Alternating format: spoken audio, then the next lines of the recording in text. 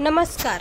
बालभारती कथा विश्व इयत्ता 5वीतील ही छान अशी कविता निर्झरास.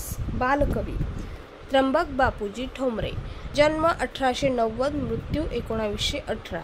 अगदी लहानपणापासूनच हे कविता लिहू लागले. 1907 साली जळगाव येथे भरलेल्या साहित्य संमेलनात बालकवी ही उपाधी त्यांना मिळाली. त्यानंतर त्याच नावाने ते प्रसिद्धीस आले. बालकवींची कविता या त्यांच्या संग्रहात त्यांच्या कविता एकत्र केल्या आहेत. बालकवींना झरा हा एखाद्या अवखळ बालकासारखा वाटतो. अशाच एका झऱ्याकडे पाहून त्यांना किती मनोरम कल्पना सुचल्या ते पुढील कवितेत वाचूयात.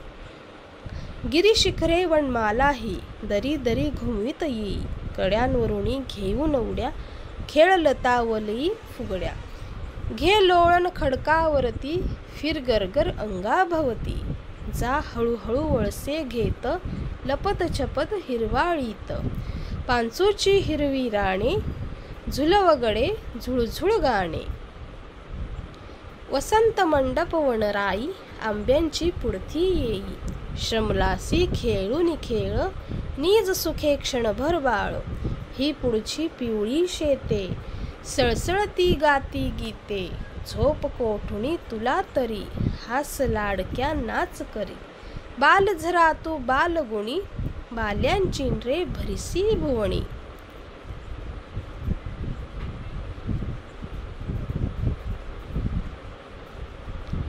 आकाशामधुनी जाती मेघांच्या सुंदर पंक्ती,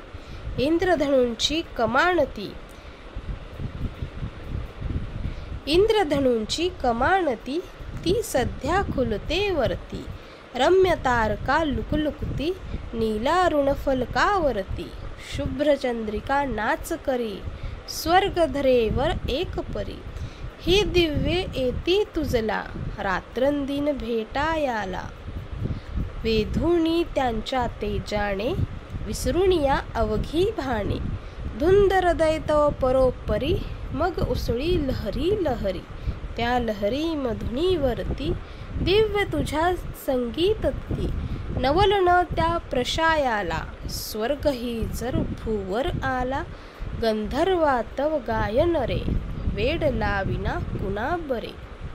इयत्ता 5वीतील ही छान अशी कविता निर्झरास. बालकवी त्र्यंबक बापूजी ठोंबरे. त्यांच्या बालकवीच्या मनात झरा हा एखादा अवखळ बालकासारखा वाटतो असे ह्या कवितेत चित्रण केले आहे. अशाच एका झऱ्याकडे पाहून त्यांना किती मनोरम कल्पना सुचल्या त्या या कवितेत त्यांनी दाखवून दिल्या आहे. निर्झरास. बालकवी यांची ही कविता कशी वाटली कमेंटद्वारे नक्की कळवा आणि अशाच नवनवीन कथा आणि कवितांसाठी आपल्या बालभारती कथा विश्वला सबस्क्राईब करा, लाईक करा, शेअर करा, कमेंट करा. धन्यवाद.